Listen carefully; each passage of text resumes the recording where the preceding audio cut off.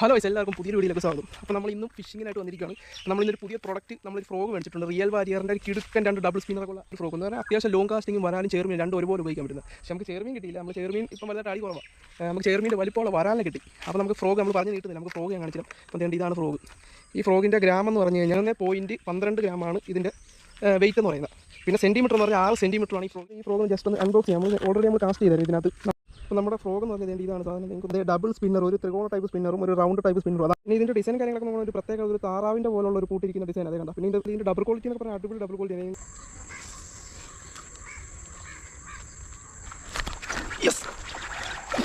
ണ്ട്